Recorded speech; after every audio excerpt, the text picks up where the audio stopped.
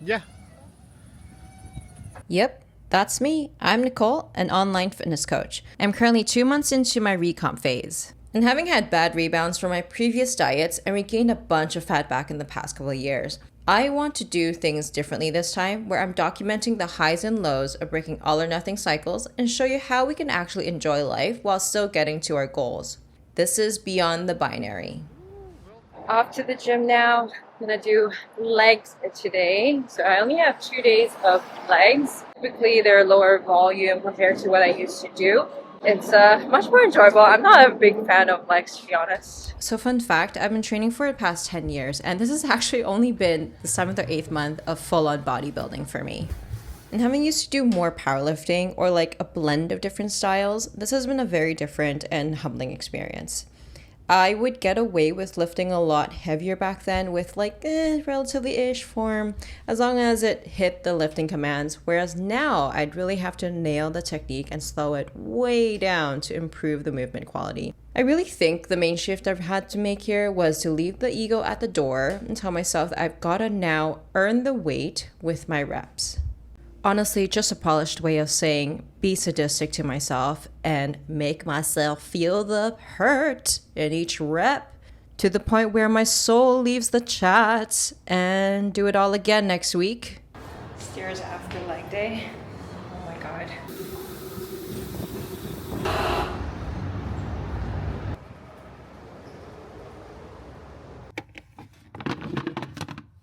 My coach has given me a meal plan that I follow. So I usually have a pre-workout meal and a post-workout, and they both have carbs. I keep mine super simple, just rice and chicken and a bit of spinach, and with a bit of fat as well, fat coming from avocado.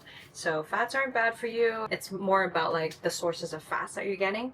And also we want to make sure we know our portions in terms of fats and why we want to include in a certain meal. I honestly love making rice now just because I have these little cubes here.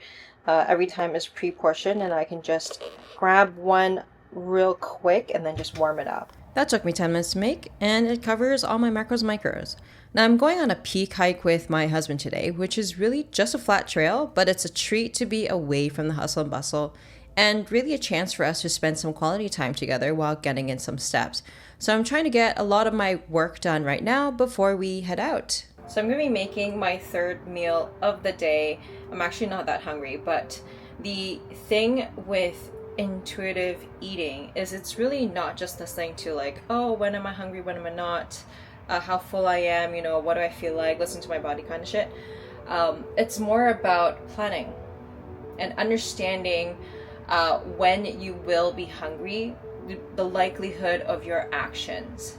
So for me, I know that because we're going on a hike, I know that I'm going to be hungry during the hike, and I know that like when I'm hungry I tend to have bad decisions afterwards, which is why I make sure that I eat something light right now so that after the hike I'm not going to be making like janky ass decisions like a lot of chocolate or something like that. Anyway, I have it actually all planned out on my Macro Factor app right here. I usually plan out my meals like in the evening or like the day of, just to make sure that I adhere to everything as much as possible.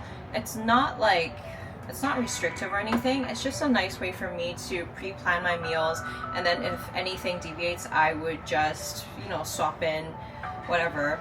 But yeah, it really helps me have a bit more structure in the day as opposed to like winging it and then feel like, oh my god, why am I off track again? Why am I not seeing any progress?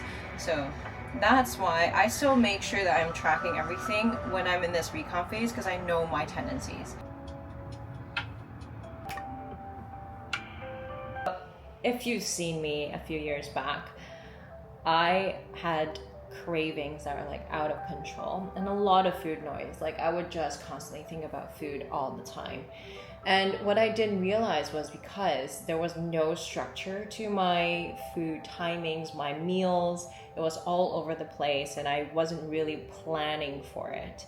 And I kept thinking, when it comes to intuitive eating, back then anyway, I thought it was all about just listening to your body right then and there, and that's pretty much it.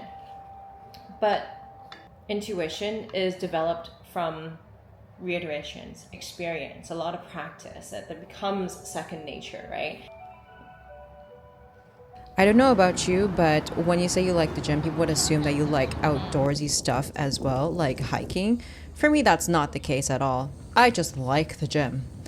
But today is pretty hard to pass up because look at that weather right there. And it's also not as hot as a devil's anus just yet. So we're really maximizing What if we that. just like accidentally roll, slip?